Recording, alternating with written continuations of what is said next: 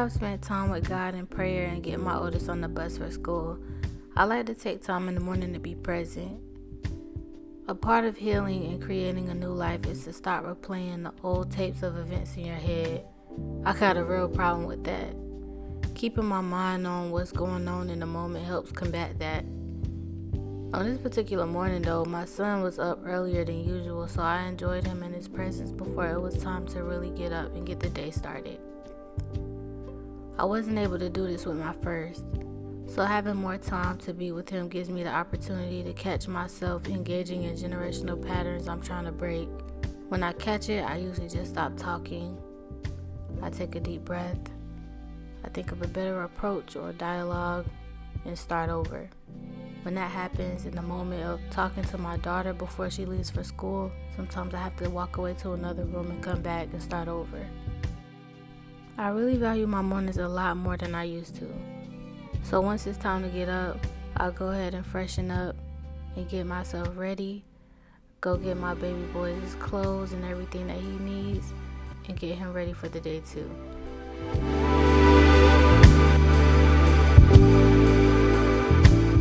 He has his own room, but until he starts sleeping through the night, it's easier to keep him in the room with me. What are you doing? What are you doing?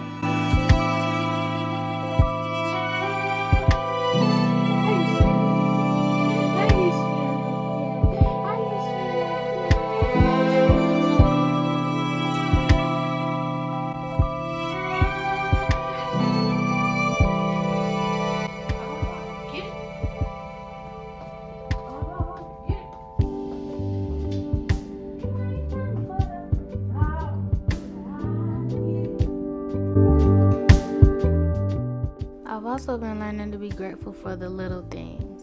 I mean the little things. Opening the blinds in the morning is literally one of my favorite things to do. It just brings me so much peace. I don't know why.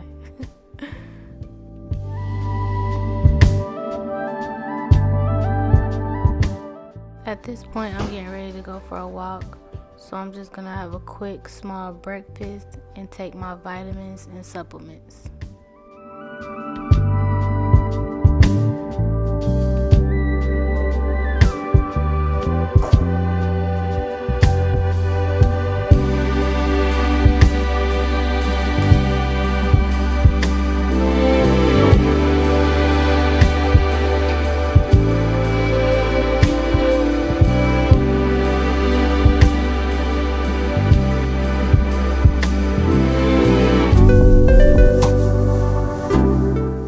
I usually walk about 1 or 2 miles. Ultimately, I'd like to get to a place where I'm going every day, but right now I'll go about 4 or 5 times a week. I used to listen to music or to a podcast or something like that while I was walking, but lately I just find it more peaceful to just listen to nature, talk to God, and just enjoy the morning.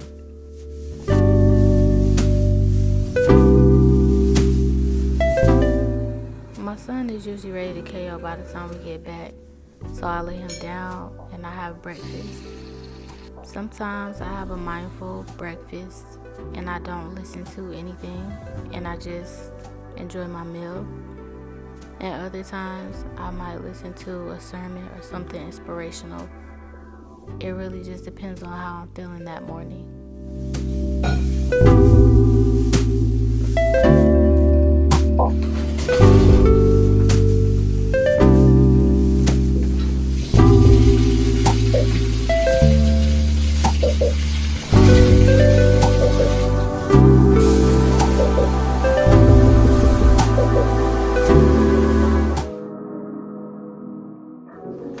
So at this point, if you know me, you already know what time it is.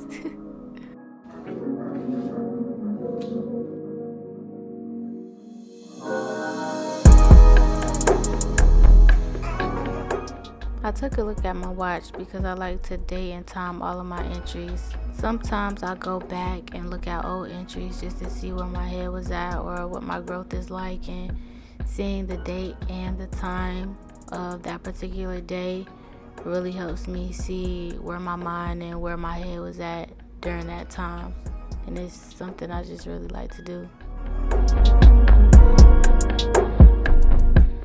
This year I've been journaling a lot more than I ever have in my life. This will be the first time I think I've ever finished a whole journal in 1 year, and that's so exciting because I really have been pouring so much into these journals. It's just crazy. I journal on happy days, but I make sure that I journal on down days too. You know those moments where you want to post a post or you want to send that text message? Nah, journaling really comes through for me during those times. Every single time.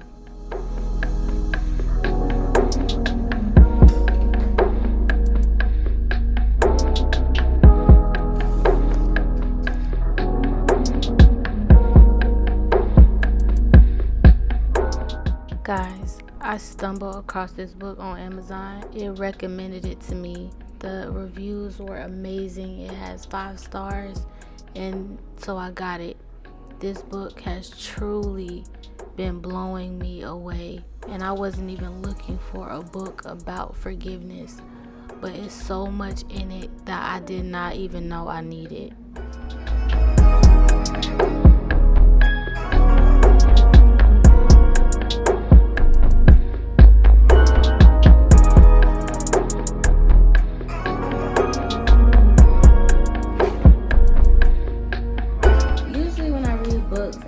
Tab them with these little things to go back and refer to the parts that stood out to me most. But as I was reading this book, there was just so many gems that I was like, you know what, I think I'm gonna start writing down what stands out to me the most. It's a goodie. It's a goodie. I really like it. The main thing that she's trying to forgive in her life is her husband having an affair. She's talking more about the aftermath and the forgiving process that she had to go through. You can feel her trauma through her words. It kind of seems like even though she forgave him, she was still like deeply wounded and affected by what he did to her. One of the things that I wrote down is my ability to heal cannot be conditional. And I really love that because I think a lot of times we go through stuff and when we're trying to get over it, it's tied into what the other person can do. We base our healing and we base our moving on and getting over it over what the other person can do, what the person will do, what they will say. And that reminds me of something that I went through myself. Somebody in my family told me that I should go kill myself. I really couldn't let that go. And my response was like, yeah, really, I'm gonna go kill myself because you told me to. And they said, well, yeah, if that's how you feel, good luck. like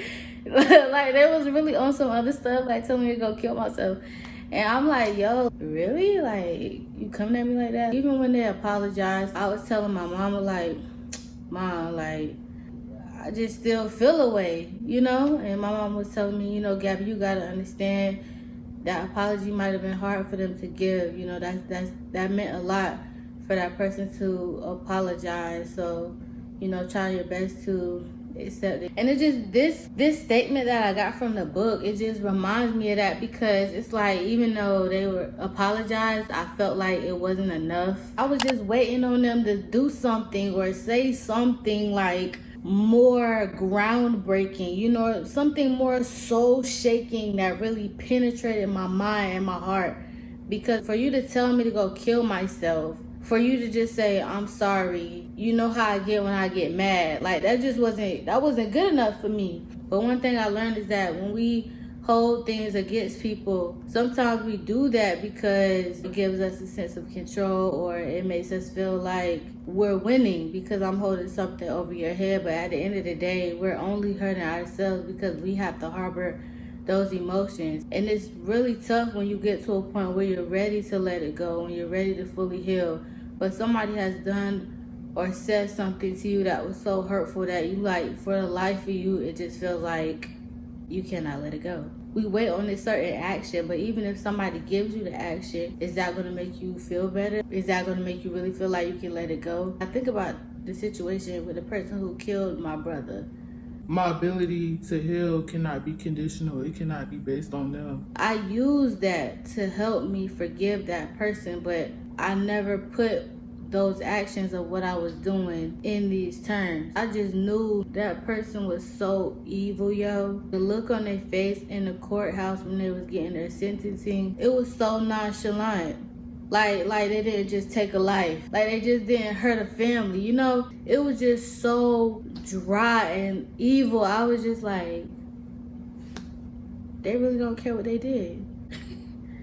They do not care what they did. So I can't even allow this person to have power over me because they just took a whole life, shattered 2 whole families, my mama's side and his daddy's side, and sitting there like, oh well. You know? Like, you just out here killing people every day. Crazy. There's lots of other things that I've written down too. There's no way I could go through it all, but that's just what's sitting in front of me right now. I also did an activity from the book too. You know, some books have different activities and stuff in it, and fill in the blank and all that stuff that you can do. The book I'm reading is not that type of book. It's just a book, but the way I read, it takes me a while to get through books, because I read them with intention. I apply myself and my situation and my life to the book. I think it through. Even fiction books, if it's something that's relative to my life, I think like, dang, I wonder what I would have did in that situation. So in this book, so she was told to take index cards, 3x5 cards, and write the facts of what her husband did to her and everybody else involved. And then one by one, forgive each thing. And then overall, forgive that person for the impact that it has had on her life. Not only for what they did to her, but also the impact. And I love that, because you forgive somebody for something, but it really is the impact of what it did to you that sticks with you. So I really like that. So I took that activity and I'm actually doing it for myself. I took any situation in my life where somebody I felt did me wrong, betrayed me, just anything that will aggravate my soul if I think about it, anything that will aggravate my spirit when I think about it, anybody that has done anything to or me or said anything to me that stirs me up in that way, I wrote it down. I just wrote everything on one card for each person. And you know, y'all, I did one for myself. So I have a card, well, my card is not just a card. I end up having a few cards, and it's crazy because you never really realize how much stuff you hold it inside, even about yourself, until you write it down. I'm just like, oh my gosh, like I've really been walking around with this guilt over my life since I was a kid, since I was a teenager.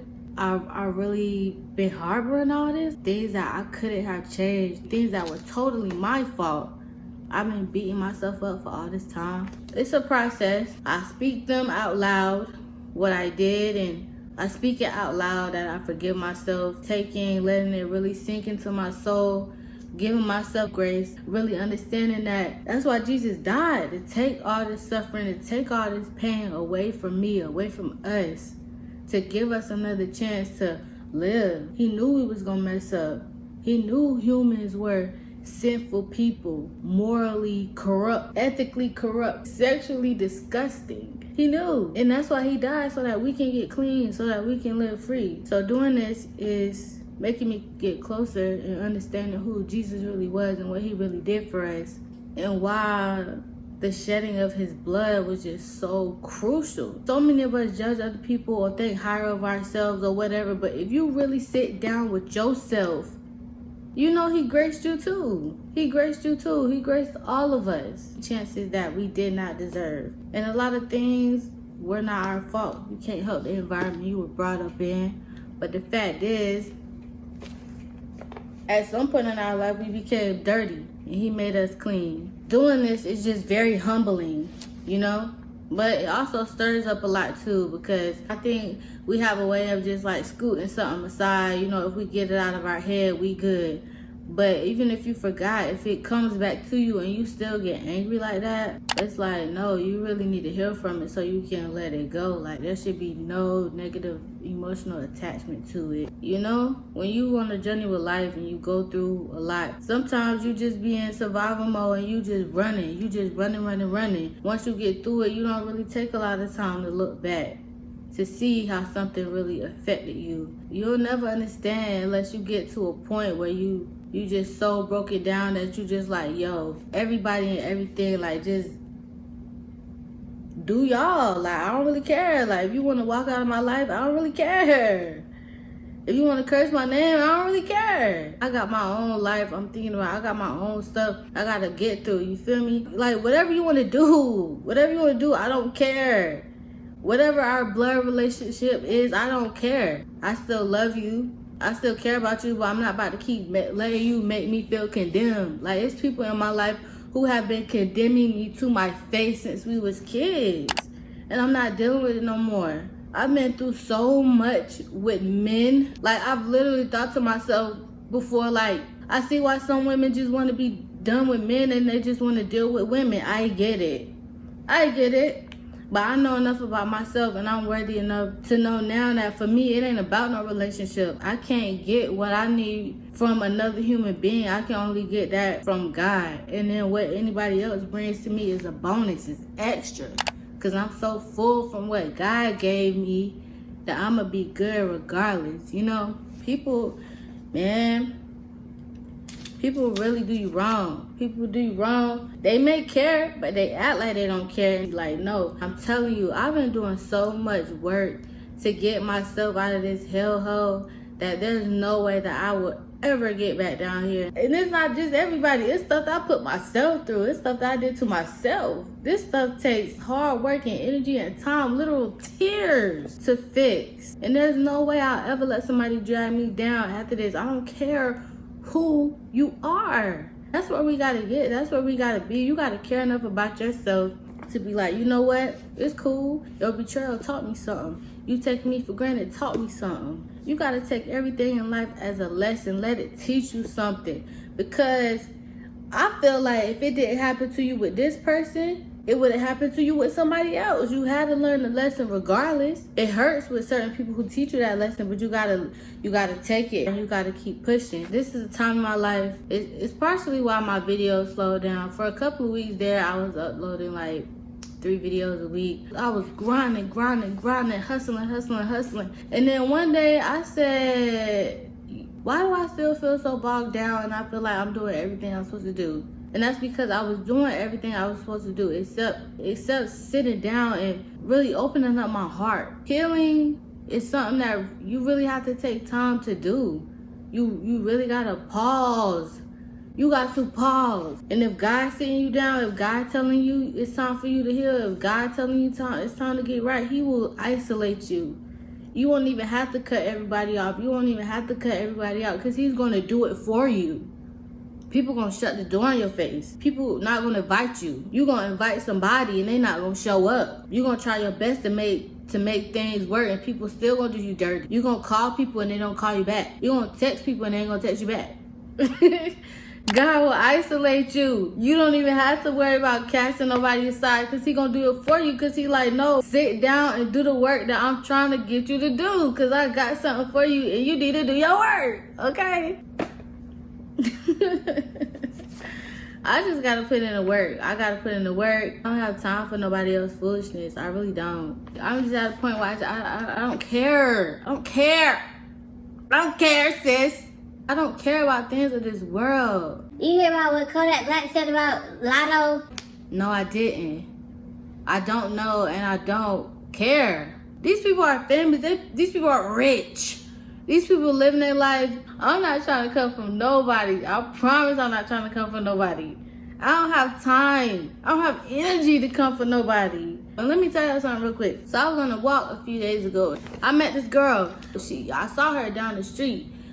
You know, when I was walking, and she caught up to me. Like, she had to have intentionally tried to catch up with me because that's how far away she was. When she finally caught up with me and we started talking, she made it known that she saw me and she caught up with me or whatever. So she be wanting to, get together so we can go walk. She just had a baby. Her baby is 9 months. My son is 4 months. I met her before I started really diving into my healing or whatever, and I was like, oh, this is cool or whatever.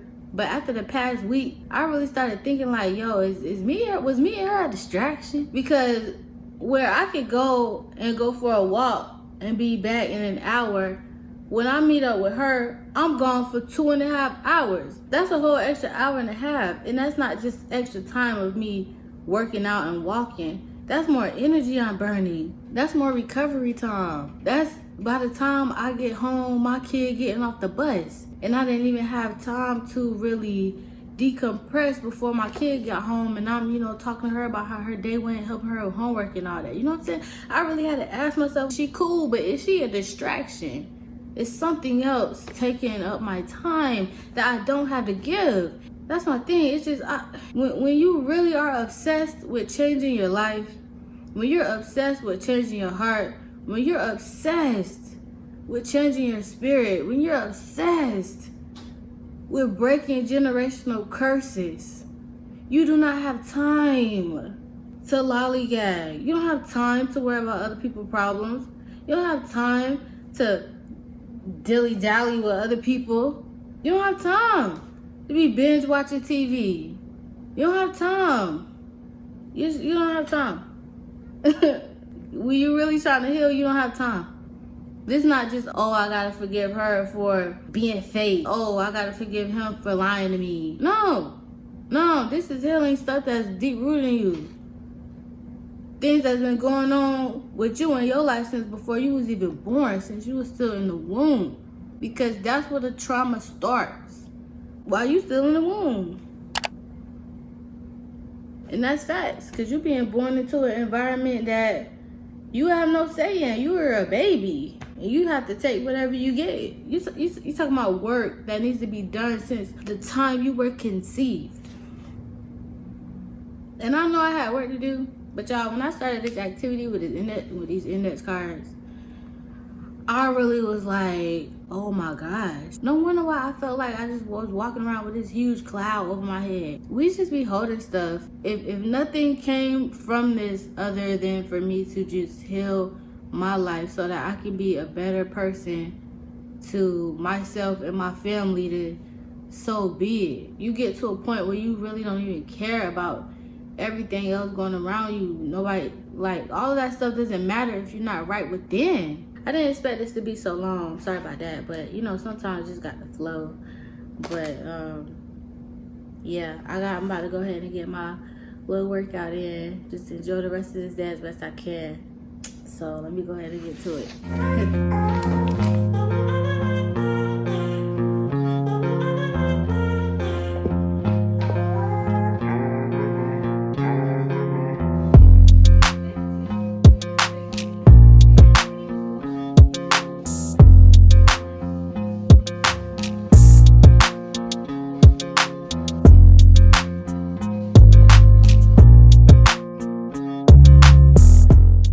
Alright, y'all, I hope y'all got something from this video. Thank you so much for watching and sticking around, and I love you so much. And until the next one, and peace and love, I'm out.